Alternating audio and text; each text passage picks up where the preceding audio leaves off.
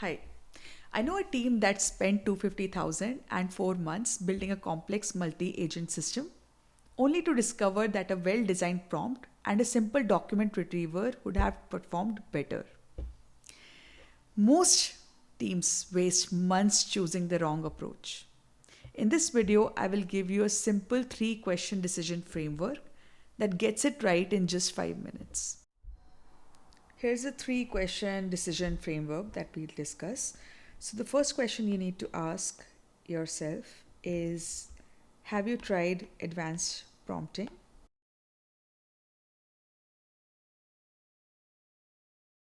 What is that?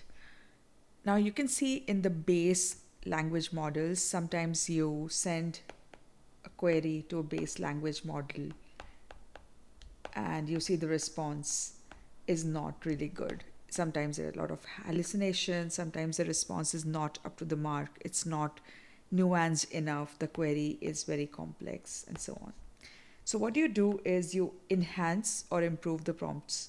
How you do that is within the prompt, you provide some advanced features like you clarify the role. For example, in a customer service representative bot assistant, you can explicitly provide the role of the bot as you are a helpful IT expert who has these capabilities, for example. So, role. Second is you can provide clear instructions like this is your task. Then you can provide a few examples like Q&A, Q1, A1, Q2, A2. What I mean by examples is that you clarify within the prompt to the language model that if the question is like this, your answer should look like this. So you provide a few examples to make it easier for the language model. This is also known as few shot prompting. You can do few more things like you can provide constraints. For example, you in the same example of a customer service representative bot, you can provide the constraint that okay, if it's a request related to billing or refunds, transfer to the human representative. So you can provide all the constraint within this.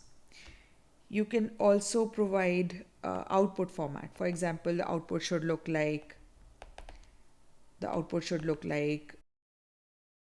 greeting, then solve solution, and then asking customer for any additional requests, something of that sort. So setting the expectations right. You can also try out a few more techniques like within the instructions. You can try something known as chain of thought approach, in which you tell the bot that okay, think step by step to reach the final conclusion. This is known as chain of thought. There's something known as tree of thought, which means within the prompt you provide instruction that apply 4 or 5 different approaches and choose the best one. So it's like the LLM is deciding different things in parallel and then choosing the best one, also known as tree of thought. Some people think that iterations or reflection pattern cannot be applied in a base LLM. You need an agent for that. It's a misconception. You can tell within the instruction that, okay, reflect upon your response, provide yourself some feedback, and then improve upon it up to 4 or 5 iterations. So this would iteratively improve the response from the base LLM. You do not need agents for iterative improvement. So these are some of the things that you can try within advanced prompting. And there's a company, a marketing agency known as Profile Tree. They did some research and found that in about 53% of the cases, the customer satisfaction improved a lot with advanced prompting approach. They also found in the same research that the content producing agencies or projects had a 73% reduction in average time needed to produce marketing content. That's a huge improvement just with the prompting. How do you decide whether prompting or advanced prompting or pro level prompting is good enough or not. So you have certain metrics that you decide in advance. Okay. These could be your business metrics, um, like for example your customer satisfaction rate. Now, second question you need to ask yourself is, do you need external information? What kind of external data can be needed? In our example of customer service bot, external data could look like policy document of the company, or it could be Q&A documents, it could be latest feature updates to the product, or even product documentation in general. So these are the internal docs of the company that keep updating, keep getting updated with time. These are not real time documents. So if you need to use these kind of data within your application, you need something known as RAG, retrieval augmented generation. Do you need live data? For example, in some weather related cases, you need weather information, you need temperature information, you need traffic information. Those kind of data have to be real time. For that, your RAG or RAG is not enough. You need agents with tools, and these tools are external APIs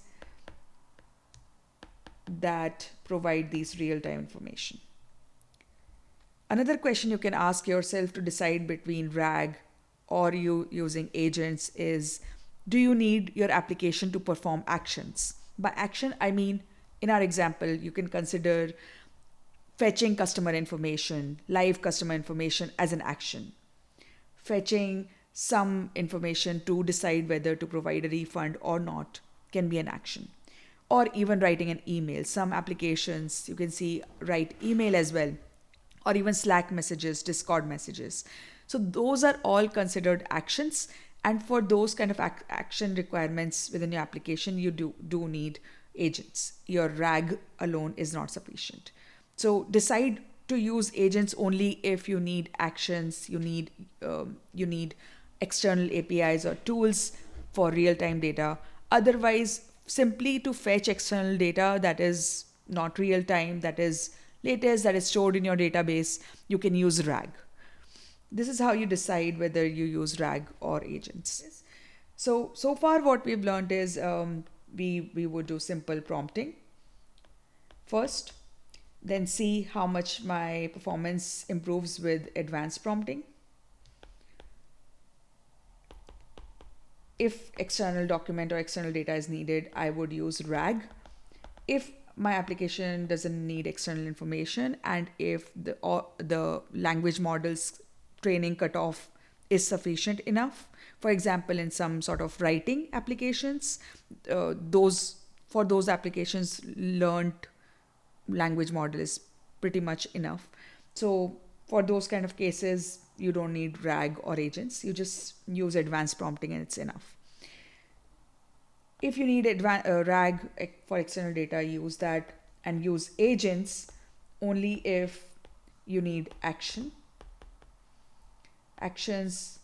or tools, APIs for real-time information, or some data that's not available with you.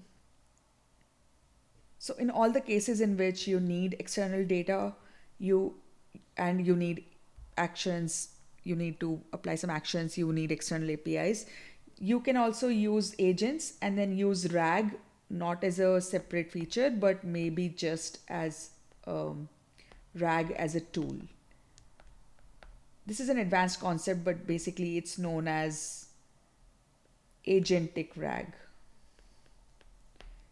In agentic systems, you don't need to apply RAG separately. You can just include RAG as one of the tools within my agents. All right, so this is your second question, whether you need external data.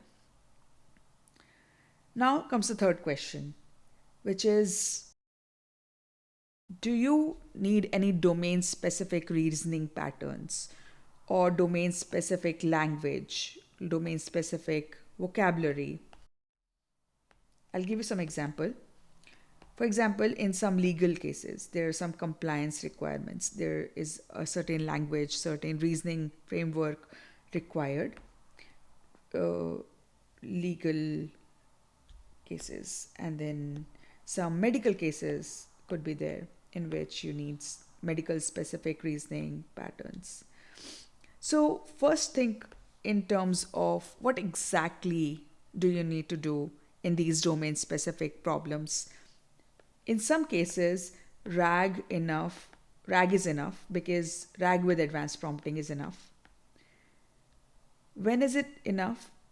Is in some simpler cases in which you can provide reasoning documents or other documents within RAG or database, and you provide clear instructions, style, tone, role. For example, you can play the role of a doctor. You are a doctor, now solve this problem. So you can try out simple or advanced prompting with RAG. However, if you have the budgets and the time to implement something more advanced, you should try out fine tuning. And fine tuning is needed only when you need the language model to ingrain some of these advanced domain specific reasoning, and you found that your RAG and advanced prompting were not sufficient for this, were not giving good enough performance. So you can try out fine tuning, but it would take a lot of budget to fine tune the models. But there are some domain specific models available. For example, I think there is some PALM model. I'll give you the exact name, but this is some medical related PALM model, some other external models that are available that are fine tuned on domain specific data sets. Here's what I've learned. 70% of teams can stop at prompting plus RAG. Don't overcomplicate. Most AI projects will do better with deep optimization of simpler approaches. Choose simple architectures over complex agentic architectures. Common mistakes that I see in the industry are: one, they start with fine tuning. Second, build multi-agent systems for information retrieval where it's not really required. And third, choosing complexity over simplicity. Start with prompting, improve the prompt, add components only when you hit clear limitations. Most successful AI projects are simpler than you think.